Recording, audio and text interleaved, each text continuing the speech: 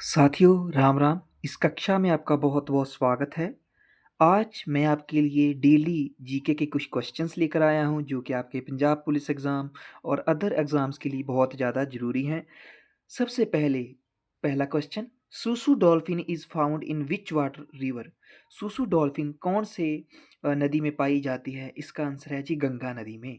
गंगा भारत की सबसे लंबी नदी और सबसे पवित्र नदी जिसे माना जाता है, वहाँ पे सूसू रिवर डॉल्फिन पाई जाती है।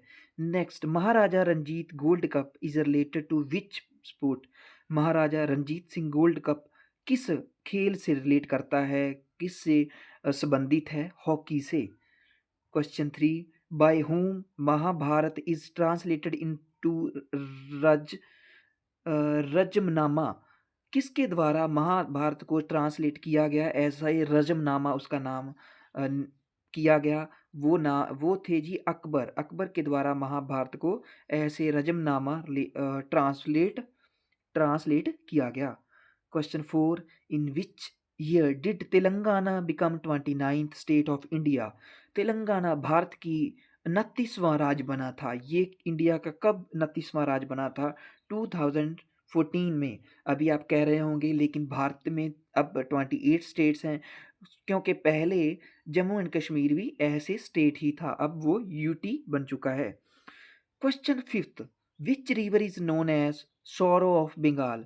बंगाल का दर्द या दर्द किसे कहा जाता है? कौन सी नदी है जिसे बंगाल का दर्द कहा जाता है?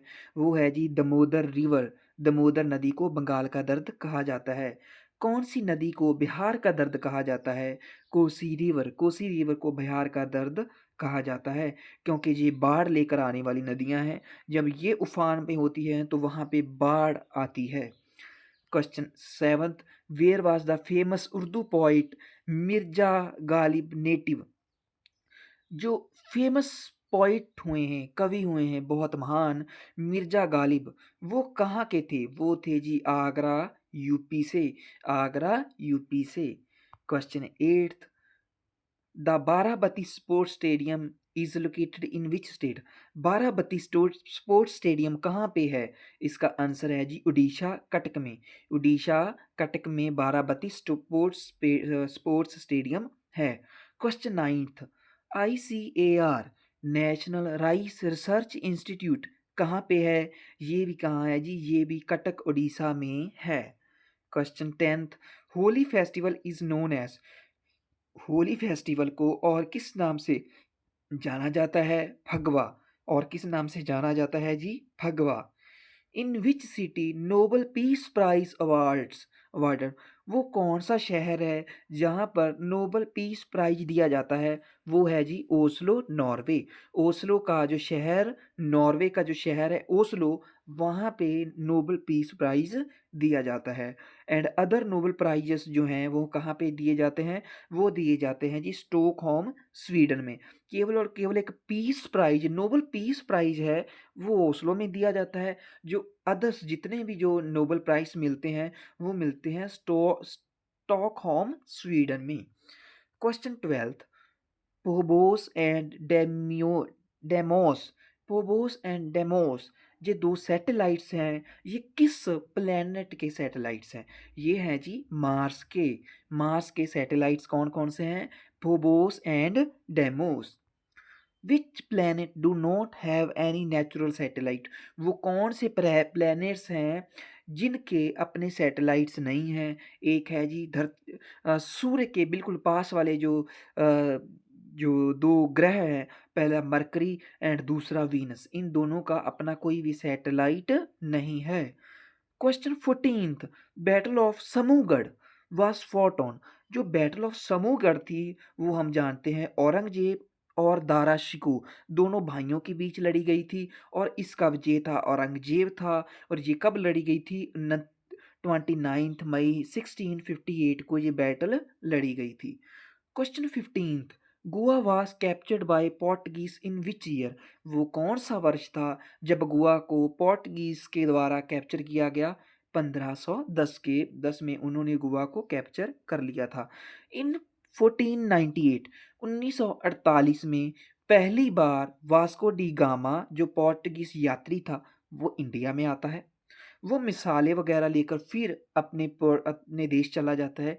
फिर वे अपने साथ अल्मीडा, फ्रांसिस्को डी अल्मीडा को लेकर साथ में आता है। तभी से उन्होंने भारत के ऊपर कब्ज़ा करना शुरू किया। सो पहला जो गवर्नर अगर पूछ ले आपसे कि पहला पोर्तुगीज़ गवर्नर कौन था? तो वो था जी फ्रांसिस्को डी अल्मीडा और 1505 में ये गवर्नर बना था। Next question 16th blue water policy किसके द्वारा इंट्रोड्यूस करी गई? नीले पानी की जो पॉलिसी थी वो किसके द्वारा लाई गई?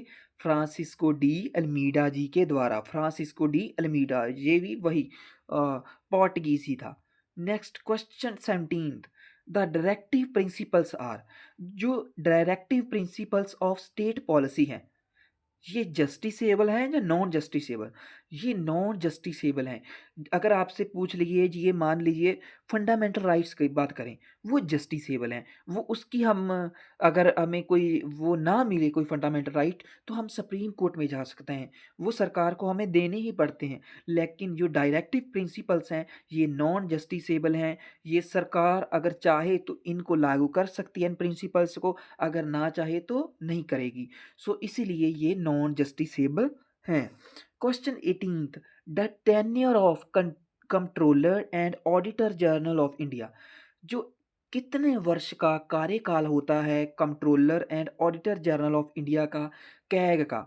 इसका होता है जी 6 वर्ष का कार्यकाल होता है। इसके बारे में आर्टिकल 148 148 में कैग की बात करी गई है। और ये कहाँ से लेकर आए थे इंडिया के कॉन्स्टिट्यूशन में? From UK. So question 19th the union territories gets representation in, जो यूनियन टेरिटरीज होती हैं उनको कहाँ कहाँ के रिप्रेजेंटेशंस मिलती हैं? सो सबसे पहले वहाँ पे जो यूनियन टेरिटरीज की बात होती है वो लोकसभा में भी होती है और राज्यसभा में भी होती है। सो दोनों ठीक है, दोनों जो हाउसेस हैं ऑफ द पार्लियामेंट वहाँ दोनों पर ही इसकी बात की जा सकती है यूनियन टेरिटरीज की। Question 20th state which exist legislature councils, वो कौन कौन सी स्टेट्स हैं जहाँ पे विधान परिषद हैं? क्योंकि वो सिर्फ 6 ही हैं इंडिया में वो जो स्टेट्स जहाँ पे विधान परिषद का जो किया गया है, मतलब वो हैं, पहला है आंध्र प्रदेश, सेकंड है तेलंगाना, थर्ड है Karnataka.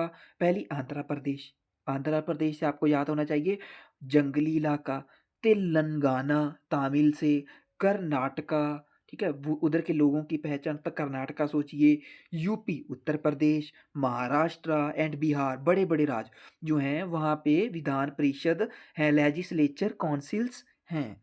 Next question 21st official languages of UNO, UNO की ऑफिशियल लैंग्वेजेस कौन कौन सी हैं?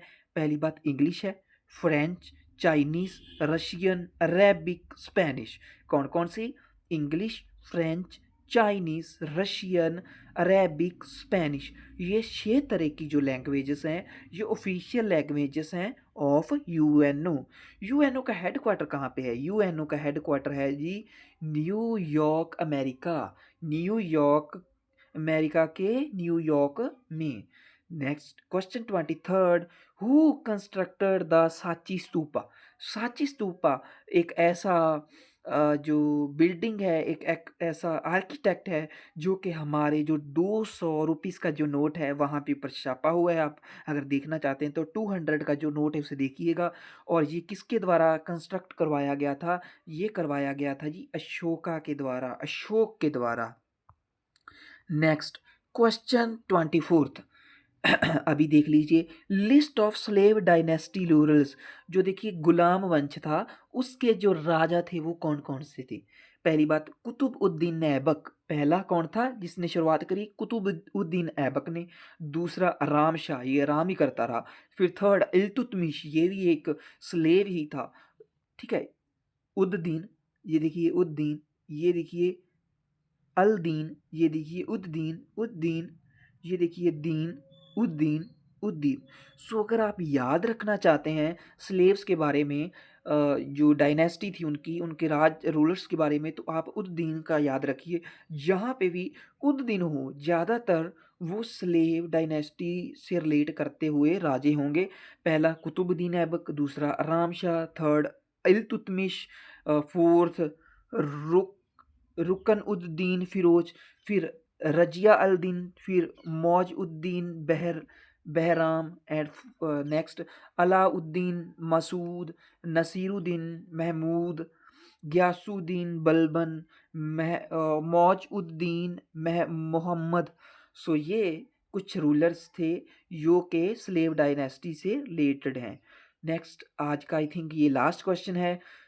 क्वेश्चन 25th, विच medieval किंग, कौन सा वो राजा था जो कि मध्य काल में responsible for introducing the silver coin, जिसने सिल्वर का कॉइन इंट्रोड्यूस किया था, जिसका नाम था टांका इन नॉर्थ इंडिया। तो वो थे जी राजा इल्तुतमिश। इल्तुतमिश एक ऐसा राजा था जिसने सिल्वर कॉइन इंट्रोड्यूस करा नॉर्थ इंडिया में, टंका नाम का, जिसका नाम क्या था, टंका। एंड इसने एक और कॉइन भी इंट्रोड्यूस करा किया था जो था कॉपर कॉइन, तांबे से बना हुआ, और जिसका नाम था जीतल। ठीक है, इसमें मुझे थोड़ा सा कंफ्यूजन लग रहा है, सो प्लीज़ रीचेक इट। ठीक है, सो ये थे आज के कुछ इंपॉर्टेंट क्वेश्चंस। आई थिंक अगर आप ये डेली क्लास लगाएं तो आपकी जो जीके है वो बहुत इम्प्रूव होगी। सो कृपया अगर आपको ये वीडियो अच्छी लगी हो तो इस चैनल को ज़रूर ज़रूर सब्सक्राइब कर दीजिए। क्वालिटी कंटेंट आपको इस चैनल के ऊपर फ्री में और बिना टाइम गंवाए मिलता रहेगा। सो धन्यवाद।